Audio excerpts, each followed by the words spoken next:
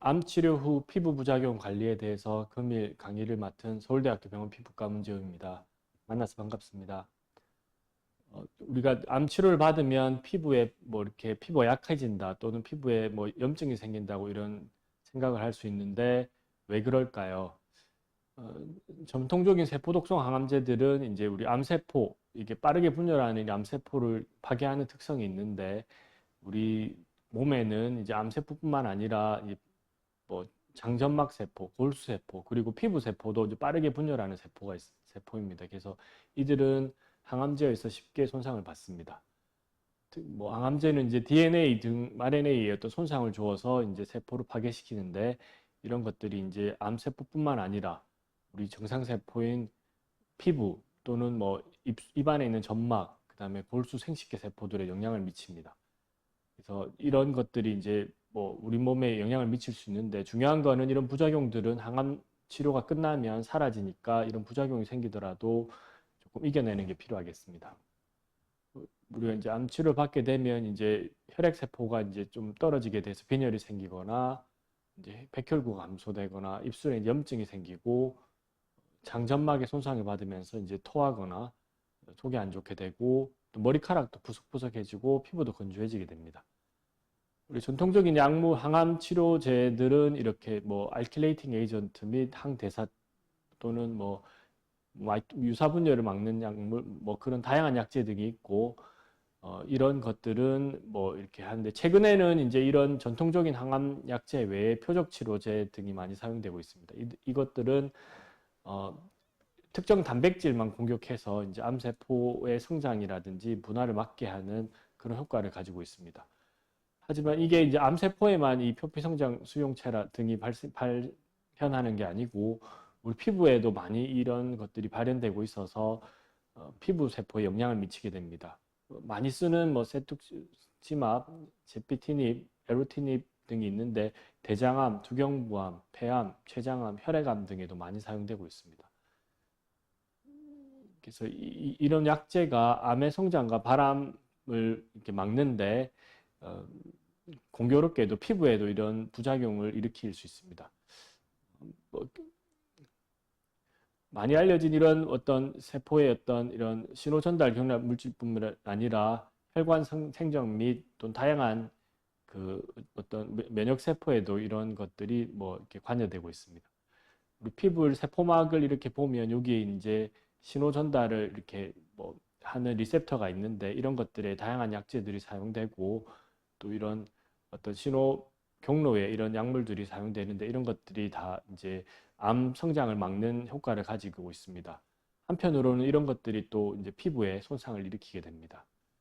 이제 이런 치료를 하게 되면 이제 피부에는 부작용이 생기는데 흔한 부작용을 보면 건조증, 이렇게 피부가 이렇게 이제 푸석푸석해지고 생선비늘처럼 이렇게 일어나게 됩니다.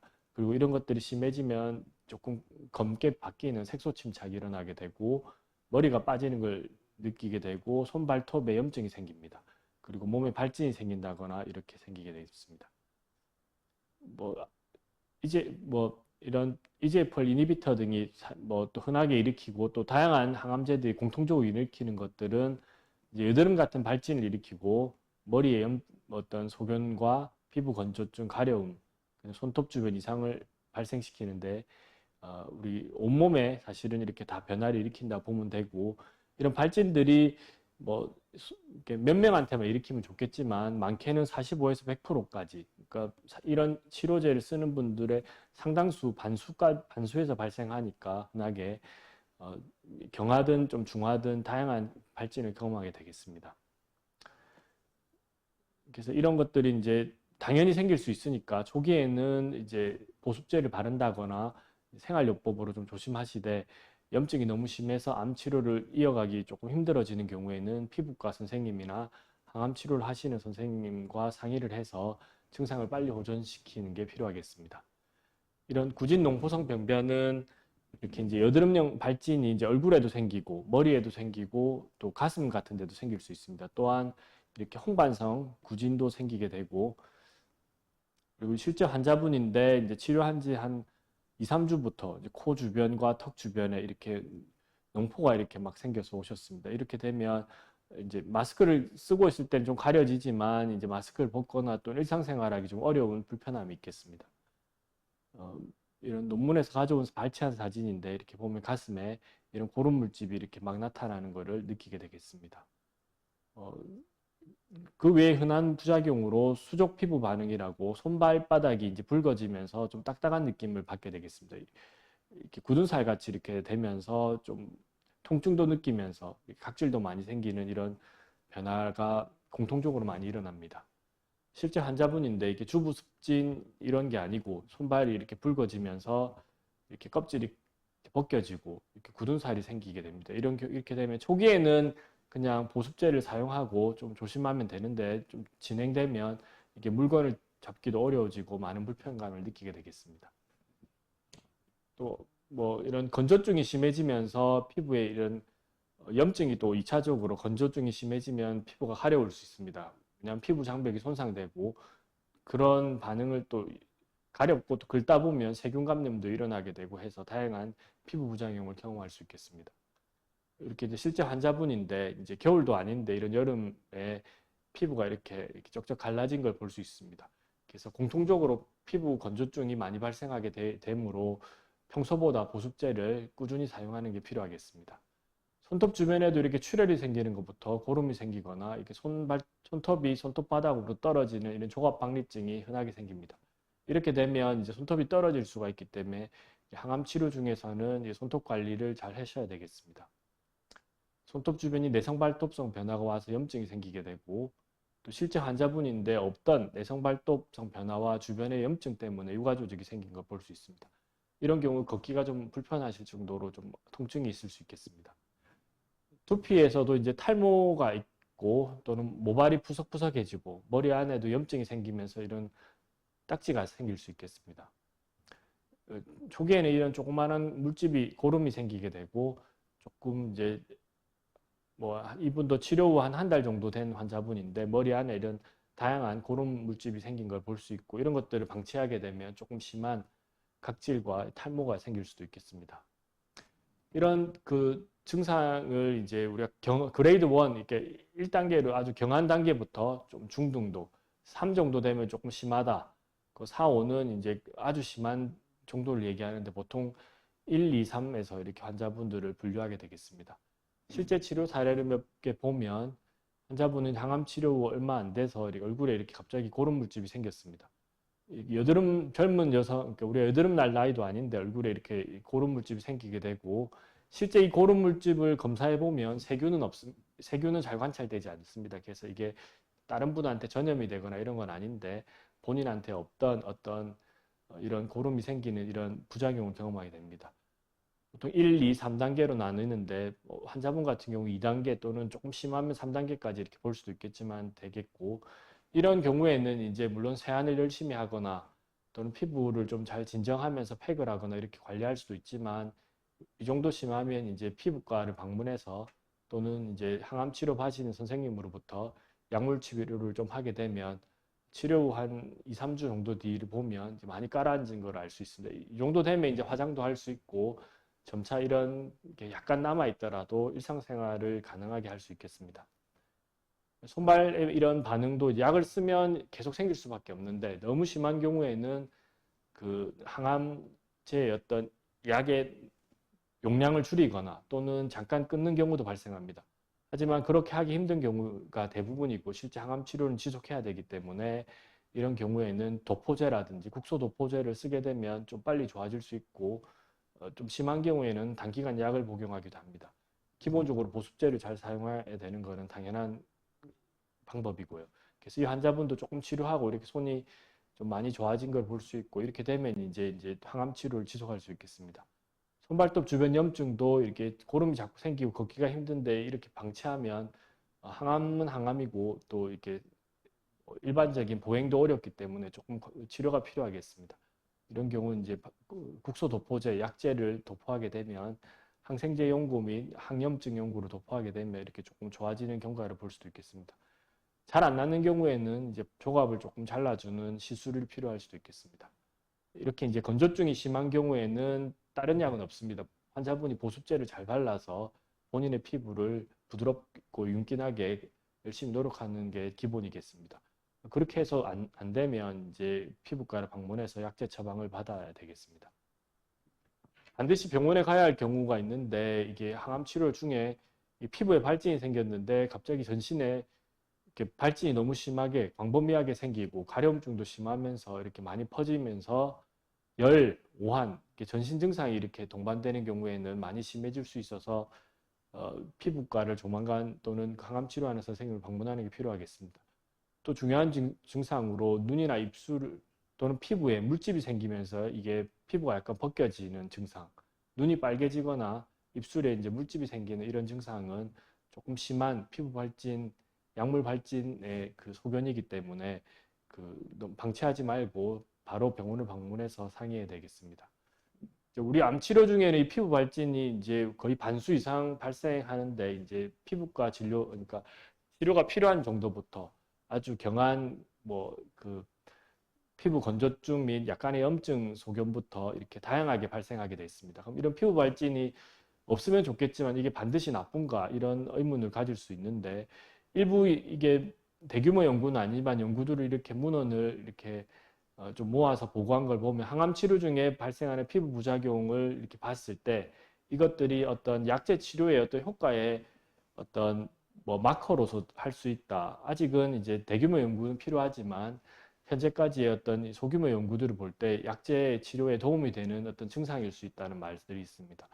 이렇게 펜브로니즈마비라든지 이런 다양한 흑색종도 다양한 약제에 쓰는 면역 치료제가 이렇게 피부 발진이라든지 백반증 이런 염증이 생긴 경우에는 어떤 생존율이 조금 더 좋은 것 같다.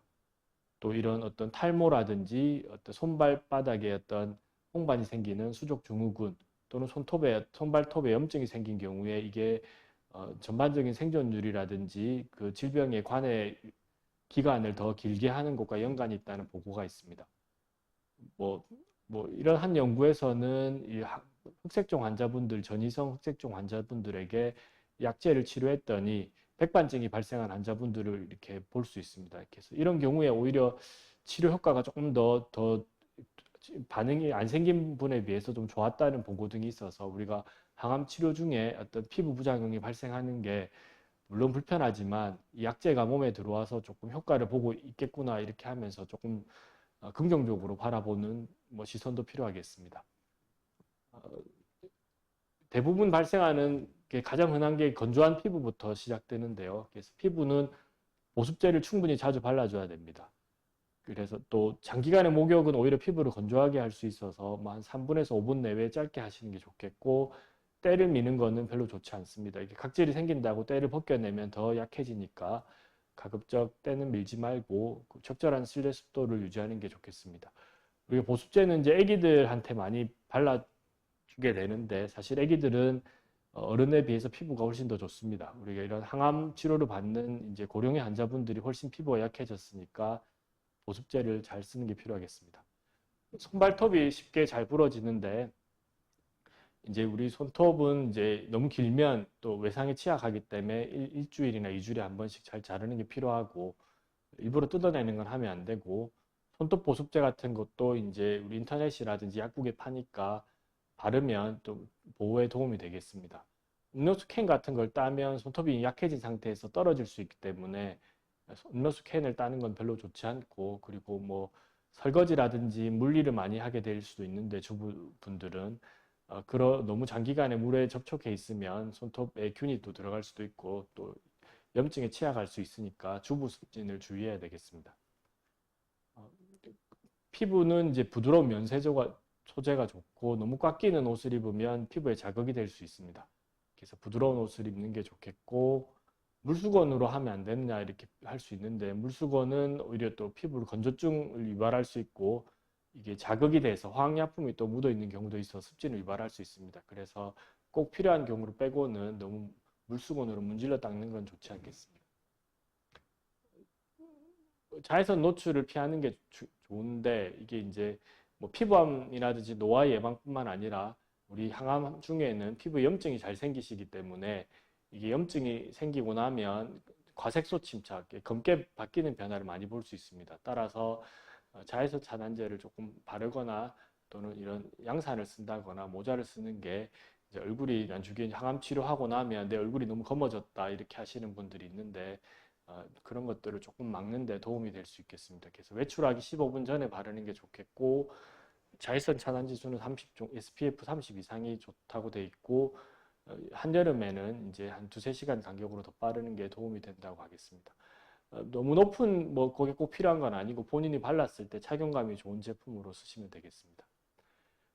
탈모는 이제 머리는 원래 성장기, 퇴행기, 휴지기를 이렇게 반복하기 때문에 이렇게 늘 머리가 일부분은 빠지고 되어 있습니다. 하지만 이제 항암 치료를 받으면 이런 모발 세포가 항암제의 영향을 받으면서 조금 더 빨리 빠지고 빨리 퇴행기나 휴지기로 빠지게 되겠습니다.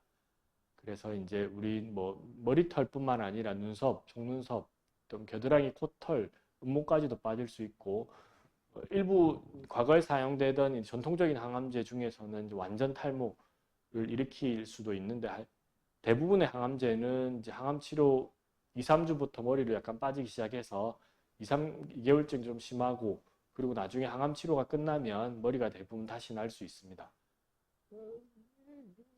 그래서 이제 뭐 눈썹도 영향을 받을 수 있는데 머리카락보다는 천천히 영향을 받는다고 하고 가짜 속눈썹 같은 걸 좀 붙여서 눈썹을 좀 길게 보이고자 할 수 있는데 이게 자극이 되거나 감염의 요인이 될 수 있기 때문에 가능한 사용하지 않는 게 좋겠다고 권고되고 있습니다.